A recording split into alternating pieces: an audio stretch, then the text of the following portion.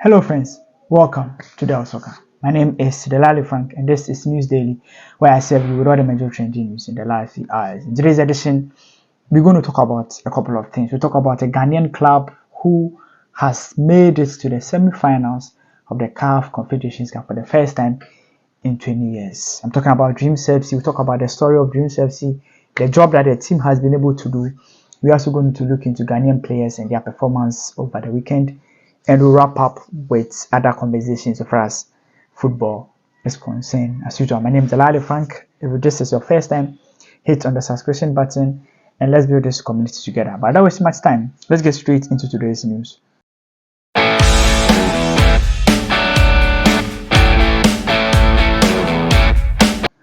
So let's start off from Dreams FC. So Dreams FC managed to qualify to the semi-finals of the CAF Confederations Cup for the first time in 20 years. That's the first time a Ghanaian club has done that in 20 years. Dreams FC, a small club that's found itself in Dewu, their first attempt in the Confederations Cup, managed to qualify.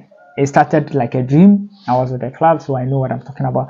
It started like the club wasn't sure initially when Dreams won the MTN FA Cup and became champions of the MTN FA Cup. I'm going to tell you this. At the time that the club was going to play the finals of the MTN FA Cup, and they knew that they were going to win because they were going to play against Ken Faisal, at that time, a decision has not been made yet on whether the club will compete or not. And also, the decision was tilted towards the club not competing in the MTN FA Cup. One, because of the finances, and there was no guarantee that when they go, they will even go and do well. So I remember very well when you meet a lot of people and they ask you, I was a media officer then, they ask you about it, whether the club is going to compete. And deep down, you know that there's a higher chance that the team will not go and compete. When Dreams won the FA Cup, it was obvious that they're going to win. When we won, even after winning, the team was not certain on whether they should go or not. It took last minute, like a decision to compete in the MTN FA Cup by Dreams FC was made last minute. And I think it's been on record that Aminu Shado, who is the general manager, has said it on countless times that even he himself didn't even think it was necessary for the club to go and compete. Because it was young players that had no experience. Some of them have not even traveled before. Abdul Aziz Issa, he's currently the top scorer in the Confederations Cup. You will not believe that as at the time that the Confederations Cup started, he had no passports. So Aziz had no passport because he has not even traveled outside Ghana before. So the first Dreams FC group games, Aziz Issa did not feature in the away matches because he didn't have passports then. This is the kind of players that played in the Confederations Cup for Dreams FC. Young players that haven't traveled before.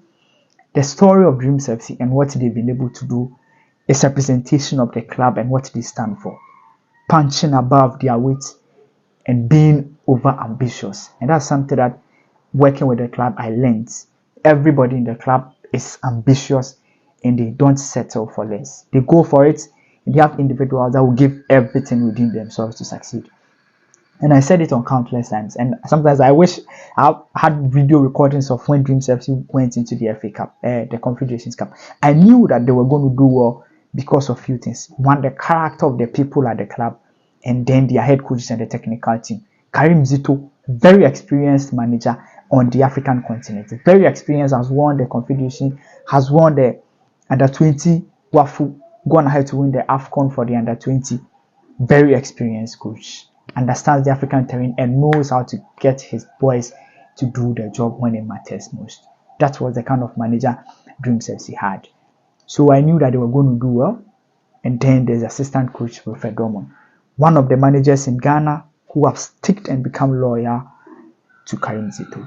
Wilfred Drummond, a coach that I respect so much, one of the strongest individuals you can find, a very good coach and also a very better human being. Salute to everybody at Dreams, my friends there. I really cherish you guys. I love what you guys have done. Aminu Shado, Derek, Mr. Jared, Teresa. I can't finish the director himself, who is the co-owner of the club, Chairman Prince, President Gigi. You guys deserve this, man. You guys have been excellent. And what the world is saying is something that is a representation of the efforts, the behind the scenes effort that everybody at the club has put in. My good friend David himself, and no, he's called Joseph. Yeah? His name is actually Joseph, has some useless nickname called a useless nickname that makes everybody think he's called David. He's actually called Joseph. You guys have been excellent. Now the team is going to earn $750,000, and that's if CAF does not make any deductions. Obviously, I know CAF will do deductions. So after deductions and all that, we are expecting them to make. If CAF doesn't deduct them, they are going to make $750,000. That's huge for a club like Dreams FC. Will do well. Even Ghanaians didn't even believe that they will do well. But for them to get to this level means that if any Ghanaian club puts their minds to this, they can be able to do it. I'm pretty much excited. Now let's talk about Ghanaian players and their performance in Europe. Obviously, we'll start with Inaki Williams, who and his club, Athletic Club, managed to win their first trophy over 40 years. It was an emotional period for the club and the William brothers because they grew up in that area. Atletico Bilbao has a culture where they make sure that every player that plays in the club is someone who grew up in the city. So imagine growing up in the city, supporting the club, and going ahead to win a trophy for them. They managed to beat Mallorca on penalty shootouts, and it was an emotional one. Salute to him. Other Ghanaians that played. So let's go into England and start from England. So in England, Jeffrey Schlupp climbed off the bench to register an assist for Crystal Palace in their 4-2 defeat to the champions Manchester City. Jordan Ayew in the same game played 74 minutes for Crystal Palace before being substituted. Antoine Semenyo saw 69 minutes of action for Bournemouth in their 2-1 defeat to Luton Town. Bournemouth lost to Luton Town. Mohamed Kudus played the full 90 minutes for West Ham, and they managed to win by 2-1 against Wolves. Also, Thomas Partey was on the bench. At least he's seeing Partey back in the team. Partey was on the bench for Arsenal when they managed to beat Brighton by 3-2. Tariq Lamptey lasted the entire minute for Brighton and Wolverhampton. That's good because he's one player that we've not been consistent. We've not seen him being active. If you see Ghanaian players being active like this, it means we have a World Cup qualifier to play, I think, coming June. So it's very important to get our players active. In Championship, Fatah Sharko, as usual, actually is excelling in Leicester City. Managed to play 81 minutes. Kamaldeen Sulemana, coming back from injury, played only 16 minutes for Southampton.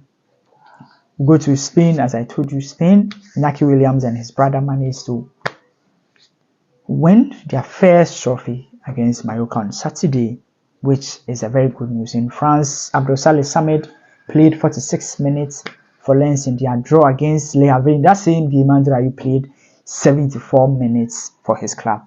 Andre Ayew, if he consistently play like this, sometimes it's very difficult for coaches to ignore him. Andre Ayew, once he's playing Capito, will always be good. That's the thing, Aliou Seydou saw 66 minutes in action for Rennes as they lose to Monaco. And Esuniama lasted 80 minutes for Lyon in their 2-1 win over Nantes. That's it. Other Ghanaians that played also is Baba Rahman, who is in Greece. He managed to score his 5th goal for his club when they drew 2-2 with Athens. That's good for Baba Rahman. One thing that I also want us to talk about is the fact that Ghanaian goalkeeper Abdul Manaf Nuruddin now managed to get playing time. It's very important for him because I've always said that when it comes to our goalkeeping area, we don't have players that get enough playing time. If you go to Switzerland, Cafcc was imposed for St. Gallen in their 2-2 draw against Young Boys, and then Daniel Friye Bani, whom we've not been hearing of often, played 27 minutes for FC Zurich. So in USA, Yaya Boa came up the bench to help Columbus Crew draw 1-1 with DC United. Jonathan Mensah saw 44 minutes of action for New England Revolution.